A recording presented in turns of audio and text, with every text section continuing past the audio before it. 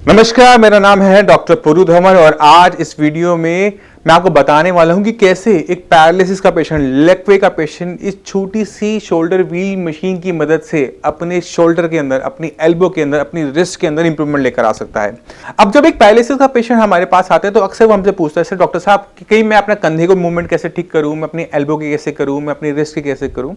तो अक्सर हम देखते हैं कि फिजियोथेरेपिस्ट होते हैं जो अलग अलग एक्सरसाइज आपको बता रहे होते हैं कि शोल्डर की आप ये एक्सरसाइज करो, एल्बो की ये करो, रिस्ट की ये करो। तो पेशेंट जब थोड़ा टाइम कर लेता है ना तो उब जाता है और उसे करना छोड़ देता है और एंड रिजल्ट क्या होता है कि पेशेंट में इंप्रूवमेंट आनी बंद हो जाती है। तो हमें कोई एक ऐसी एक्सरसाइज चाहिए थी कि जिसको पेशेंट आराम से कर सके और एक एक्सरसाइज ऐसी जिसमें हमारी शोल्डर की, हमारी एल्बो की, हमारी रिस्ट की सारी एक्सरसाइज एक साथ हो जाए। तो इसमें हेल्पफुल होता है ये शोल्डर व्हील।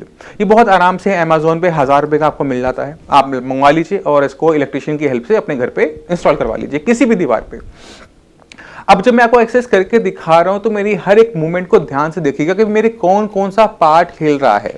जब मैं इसको ऊपर की तरफ लेके जाता हूं तो मेरा कंधा पूरा, आप देख नहीं पा रहे होंगे, कंधा पूरा अंदर की तरफ आ जाता है, मेरा हाथ कुछ इस तरह से हो जाता है। तो ये क्या मूवमेंट हो गई, ये मेरी कोनी अंदर की तरफ आ रही है ना। अब मैं जब से ऊपर लेके जा रहा हूं तो मेरा हाथ पूरा का पूरा स्ट्रेचअप हो गया। तो मेरे शोल्डर की मूवमेंट देखो, मेरी शोल्डर पूरा घुमा, मेरी एल्बो की एक्सरसाइज हो गई। मगर आपने अभी ध्यान नहीं दिया होगा कि मेरी रिस्ट की मूवमेंट भी इसमें आ रही है। रिस्ट की मूवमेंट कम आ रही है बट आ रही है। ये देखो, ऐसे हाथ आता है फिर ऐसे जाता है ना।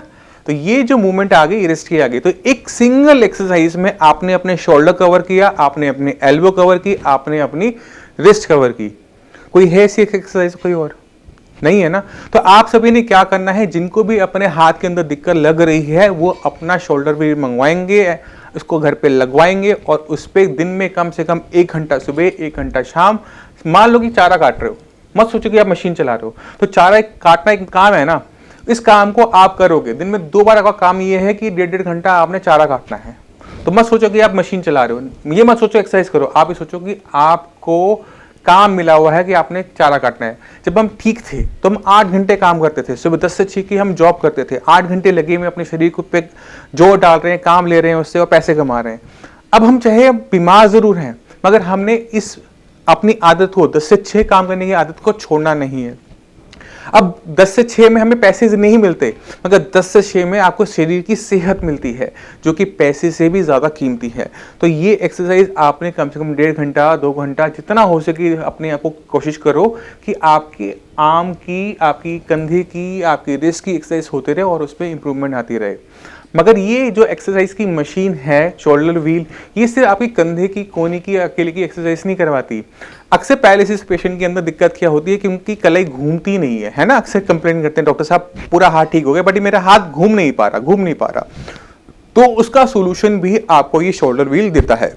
अब हम इस मशीन के कुछ पार्ट्स बदल देते हैं तो देखिए किस तरह से ये आपकी रिस्ट की मूवमेंट की को बेटर करने की मशीन बदल जाती है।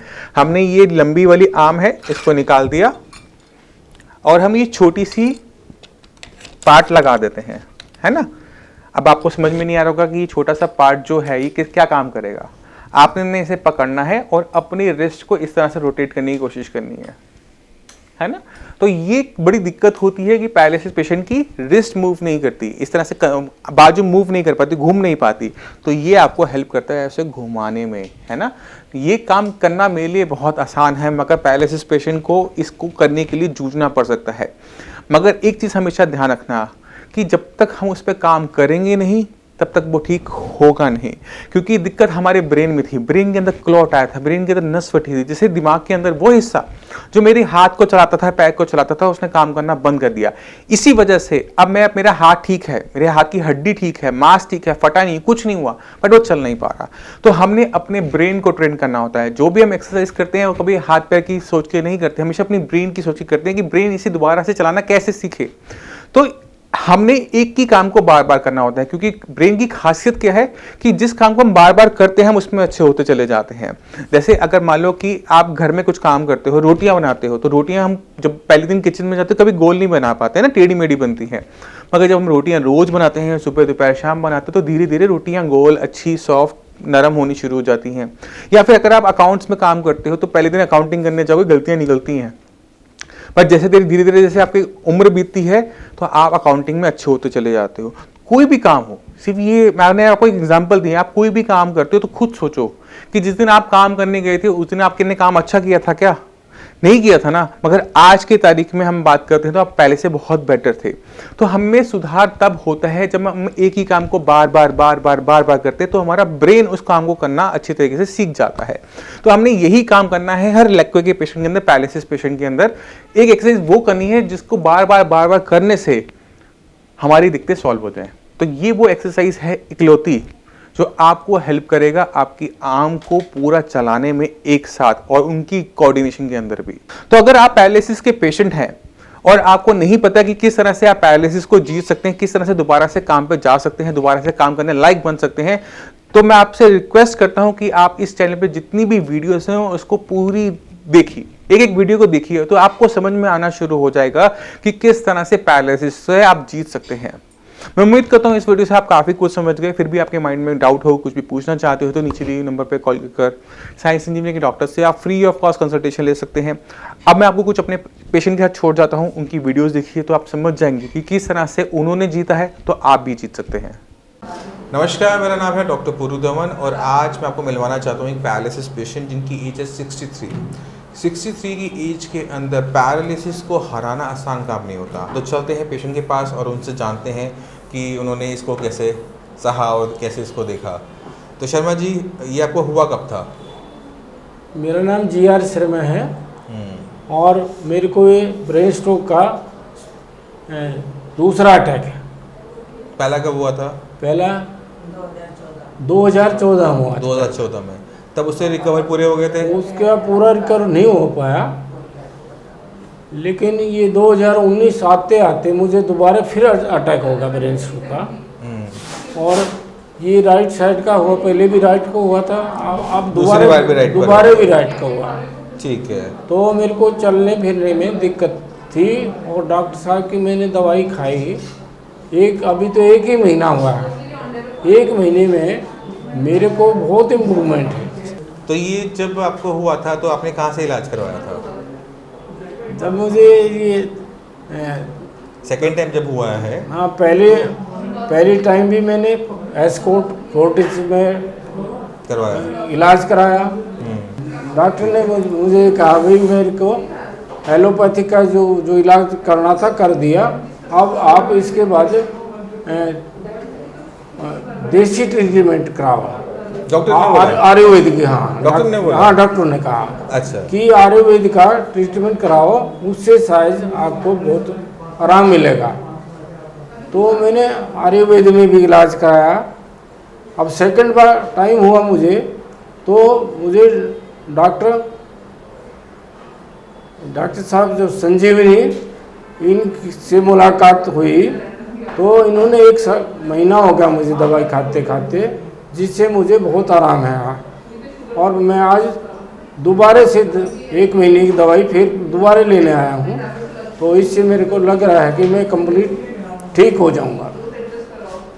शर्मा जी को जब पहली बार हुआ राइट साइड में हुआ, उसके बाद जब 2019 में हुआ तो एक ही जगह पे दोबारा स्ट्रोक पड़ने की वजह से, दोबारा से नुकसान होने की वजह से शर्मा जी को जो चलने में दिक्कत आने लगी थी कि चल नहीं पाते थे, पैर नहीं उठा पाते थे। तो जब हमने इनको मेडिसिन दी थी तो किसी वो हाथ पैर की रोक की नहीं थी, क्योंकि चल तो पैर नहीं रहा था। बट जब भी पैरालिसिस होता है तो उसका जो ट्रीटमेंट होता है वो ब्रेन से स्टार्ट होता है। अगर आपके ब्रेन का एक हिस्सा डैमेज हो गया है तो हमें वहीं पर ही रिपेयर अप करना पड़ता है। तो जो हमने आपके ब्रेन के साथ किया, हमने किया था न्यूरोप्लास्टिसिटी। न्यूरोप्लास्टिसिटी के अंदर हम क्या करते हैं कि हम ब्रेन को दोबारा से अपने अंदर विकास करने की क्षमता देते हैं। वो दिन याद करो जिस दिन आपको हुआ था, उस दिन आपका हाथ नहीं चल रहा था, पैर नहीं चल रहा था, मगर अगले 6 महीने के अंदर हाथ भी चलने लगा और पैर भी चलने लगा। ऐसा सारे पैरालिसिस पेशेंट के साथ होता है। दिक्कत पहले 6 महीने में नहीं आती है, पहले 6 महीने में मैक्सिमम लोग अपने आप ठीक हो जाते हैं। दिक्कत आती है उसके बाद 6 महीने के बाद, कि जब ये न्यूरोप्लास्टिसिटी, जब दिमाग की विकास करने की क्षमता बंद हो जाती है। आपका एक जख्म हुआ तो कुछ टाइम में वो भरेगा, अगर वो टाइम से नहीं भर पाया तो वो नासूर बन जाता है। ऐसे ही कुछ आपके ब्रेन के साथ होता है। जब दिमाग में चोट लगी, पहले 6 महीने में भर गया, अब चलने लग गए, हाथ चलने लग गया, ठीक है, नहीं चलता ना, तो वहाँ पर दिक्कत हो जाती है, तो वहाँ पर हमें दोबारा से दिमाग के अंदर विकास करवाना पड़ता है। जब वो डेवलपमेंट स्टार्ट होती है तो आपके अंदर चेंजेस आने शुरू हो जाते हैं। वही आपने देखा, अब आपने इनकी पहले वाली वीडियो देखोगे और बाद वाली वीडियो देखोगे तो उसमें आपको खुद ब खुद ज़मीन आसमान का फ़र्क नज़र आना शुरू होता है। ये इसलिए होता है कि जब हम सही तरीके से सही जगह पे काम करते हैं। तो जो बाकी जो पैरालिसिस पेशेंट हैं उन्हें कुछ कहना चाहोगे? बहुत जल्दी, मैं मानता हूँ बहुत जल्दी, कभी 1 महीना हुआ है, बट 1 महीने की इम्प्रूवमेंट देख के कुछ कहना चाहोगे उनको? नहीं, ऐसा है डॉक्टर साहब का इलाज 1 महीना होगा, मुझे इंजेक्शन भी ले दिए हैं कुछ और दवाइयाँ भी दी हैं। मुझे फीलिंग ये हो रही है कि मैं जल्दी रिकवरी आपकी और कर लूँगा और जल्दी से मैं ठीक भी हो जाऊँगा एकदम से। ठीक तो आप हो गए हो? हो गया। एक बार चल के दिखाना है इनको अभी सबको। जी।